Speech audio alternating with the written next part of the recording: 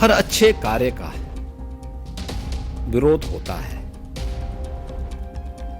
वैसे ही वक्फ संशोधन विधेयक पर भी ये हो हल्ला हो रहा है। मुस्लिम समाज का ही कोई कल्याण किया हो उस प्रॉपर्टी का, व्यक्तिगत स्वार्थ का ये अड्डे बने हुए हैं। चंद लोगों के लिए लूट खसोट के अड्डे बने हुए हैं और मुझे लगता है कि इसका लाभ मुस्लिम समाज को भी होगा। हर अच्छे कार्य का विरोध होता है। वैसे ही वक्फ संशोधन विधेयक पर भी ये हो हल्ला हो रहा है। लेकिन मैं कहता हूं जो हो हल्ला कर रहे हैं इनसे पूछना चाहता हूं कि इन्होंने कोई ऐसा काम वक्फ बोर्ड के माध्यम से किया हो जो वेलफेयर का हो। छोड़िए, सब समाज की बात छोड़िए, मुस्लिम समाज का ही कोई कल्याण किया हो उस प्रॉपर्टी का।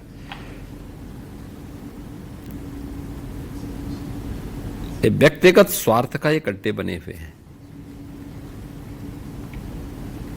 चंद लोगों के लिए लूट खसोट के अड्डे बने हुए हैं। किसी भी सरकारी प्रॉपर्टी पर जबरन काबिज करने का एक माध्यम बना हुआ है और रिफॉर्म इस समय की मांग है।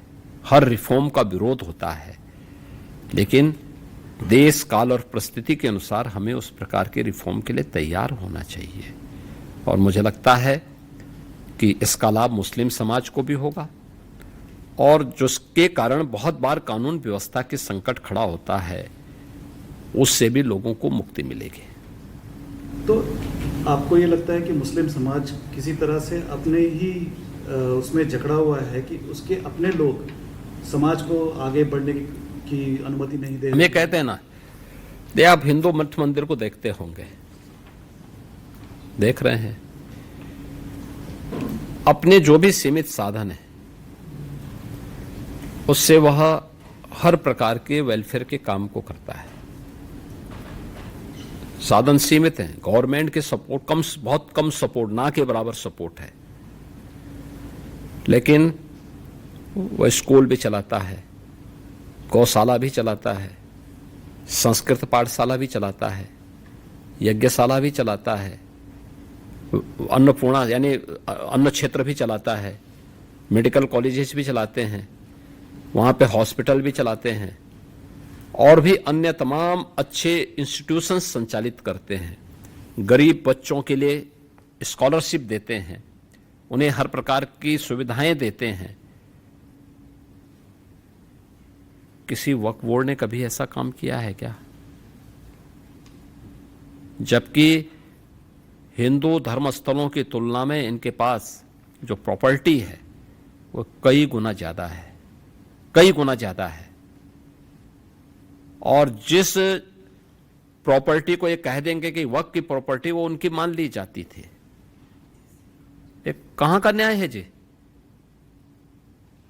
आप जबरन उनको जो है आपने विशेषाधिकार दे दिया उन लोगों को। तो ये प्रिविलेज कंट्रोल होना चाहिए, ये बंद होना चाहिए किसी प्रॉपर्टी पे कब्जा करने की प्रवृत्ति, और हिसाब किताब होना चाहिए, ऑडिट होना चाहिए उस पैसे का उपयोग कहां हुआ है, कितने वेलफेयर के काम हुए हैं। आप छोड़िए और समाज की, मुस्लिम समाज में क्या किया है कुछ करके बताओ ना। अगर उसके लिए कोई रिफॉर्म होता है तो स्वागत होना चाहिए उसके लिए। तो एक कैंपेन होना चाहिए सरकार की तरफ से मुस्लिम समुदाय में, समाज में, कि उनको जागरूक किया जाए कि वक्फ इस तरह का नाजायज फायदा उठा रहे हैं। देखिए, तो उनको भी देखना चाहिए कि उनके नाम पर कौन लूट खसोट कर रहे हैं इस प्रॉपर्टी पे, और मुझे लगता है देखेंगे गवर्नमेंट तो अवेयरनेस पैदा कर ही रही है और करती भी है। देखिए, हम लोग धर्म के पक्ष को उसे हम सीमित दायरे तक कैद करके रखते हैं और राजनीति को भी हम चंद मुट्ठी भर लोगों की कैद में रखते हैं। सारी समस्या वहीं से खड़ी होती है। राजनीति अगर स्वार्थ के लिए है तो वह समस्या देगी, राजनीति अगर परमार्थ के लिए है तो वह समाधान देगी। हमें तय करना होगा कि हमें समाधान का रास्ता अपनाना है या समस्या का रास्ता अपनाना है। और मुझे लगता है धर्म भी यही है। धर्म जब स्वार्थ के लिए होता है, आत्मकल्याण के लिए होता है, तो वह नई नई चुनौतियां देगा, नई नई समस्याएं देगा। और जब परमार्थ के लिए व्यक्ति अपने आप को होम करता है, अपने आप को समर्पित करता है, तो नए नए रास्ते सुझाएगा, वो प्रगति के नए रास्ते सुझाएगा। भारत की परंपरा में भारतीय मनीषा ने धर्म को स्वार्थ के साथ नहीं जोड़ा है।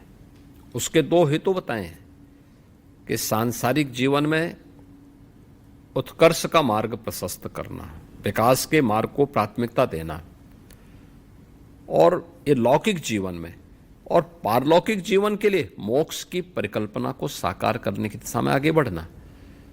तो यहाँ तो दोनों का उद्देश्य ही सेवा का है। तो सेवा भाव के साथ आगे बढ़ना, मुझे लगता है वह एक राजनीति एक प्लेटफॉर्म है, और उस सेवा भाव को आगे बढ़ाने के एक प्लेटफॉर्म के रूप में उसका उपयोग किया जा रहा है। और मुझे लगता है कि उसके परिणाम जब भी निष्काम कर्म की भगवान श्री कृष्ण की कर्मण्येवाधिकारस्ते मा फलेषु कदाचन के भाव से होगा, तो उसके परिणाम भी अच्छे आएंगे। मैं इसमें थोड़ा सा आपसे बहस करना चाहता हूँ। हर मनुष्य का एक प्राथमिक भूमिका होती है। आप अभी सीएम की चेयर में बैठे हुए हैं, सीएम की कुर्सी में बैठे हुए हैं, तो आप राजनीति संभालते हैं, गवर्नेंस संभालते हैं। लेकिन जब आप हट के अपने आप को देखते हैं तो आपको लगता है कि आप धार्मिक व्यक्ति ज़्यादा हैं। आपकी प्राथमिक भूमिका क्या है? मैं एक नागरिक के रूप में काम करता हूँ, अपने को विशिष्ट नहीं मानता। और एक नागरिक के रूप में पहले मैं एक नागरिक हूँ। एक नागरिक के रूप में अपने संवैधानिक दायित्वों का पालन करते हुए मेरे लिए देश सर्वोपरि है। और देश अगर मेरा सुरक्षित है तो मेरा धर्म भी सुरक्षित है। धर्म सुरक्षित है तो कल्याण का मार्ग अपने आप प्रशस्त होता है।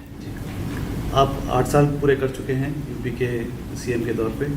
सबसे लंबा समय किसी सीएम ने बिताया है। तो इन 8 सालों में आपकी सबसे बड़ी उपलब्धियां क्या? आप 3 अगर गिनेंगे तो आप क्या कहेंगे? देखिए, डेवलपमेंट के लिए स्टेबिलिटी बहुत आवश्यक है। भारतीय दृष्टिकोण विकास का एकांकी पक्ष लेके नहीं चलता है, उसके समग्र पक्ष को लेकर के समग्र विकास पर फोकस करता है। समग्रता की उस व्यवस्था को ही हमने स्वीकार किया है जीवन के हर एक पक्ष को। और ये सौभाग्य है कि ऐसे कालखंड में हमें उत्तर प्रदेश की बागडोर को देखने और समझने का अवसर प्राप्त हुआ है, जब इस देश की लीडरशिप, इस देश का नेतृत्व दुनिया के सबसे लोकप्रिय राजनेता और देश के यशस्वी प्रधानमंत्री श्री नरेंद्र मोदी जी के हाथों में है। उनका मार्गदर्शन और उनका नेतृत्व हमें उत्तर प्रदेश के अंदर उत्तर प्रदेश को एक नई पहचान दिलाने में सफल हुआ है। यही प्रदेश था जिसके सामने 8 वर्ष पहले पहचान का संकट था। आज वो पहचान के संकट से उभरा है और उत्तर प्रदेश के नाम पर हर व्यक्ति गौरव की अनुभूति करता है। उत्तर प्रदेश कानून व्यवस्था के क्षेत्र में बेहतर दिशा में आगे बढ़ा। आज आप देख रहे होंगे, आज ईद है, कितनी शांतिपूर्ण तरीके से पर्व मनाया जा रहा है। कोई पर्व और त्यौहार है शांतिपूर्ण तरीके से, ये पर्व और त्यौहार उत्साह और उमंग के होते हैं। 17 के पहले क्या था, कोई पर्व और त्यौहार आता था, लोगों में आशंका आने लगती थी, पता नहीं इस बार क्या हो जाए। लेकिन ये आशंकाएं बंद होनी चाहिए, पर्व और त्यौहार उत्साह के साथ मनाए जाए। इसको लेकर के हर सरकार को इसे अपने प्राथमिकता को में लेना चाहिए। दुर्भाग्य पिछली सरकारें नहीं ले पाई, हमने लिया। परिणाम क्या है? उत्तर प्रदेश का हर नागरिक आज अपनी प्राथमिकता तय किया है, डेवलपमेंट को, वेलफेयर को, राज्य के समग्र विकास पर अलग अलग पक्षों को, जो जिस क्षेत्र में उसमें बेहतर करने की एक स्वस्थ प्रतिस्पर्धा को उसने आगे बढ़ाया है।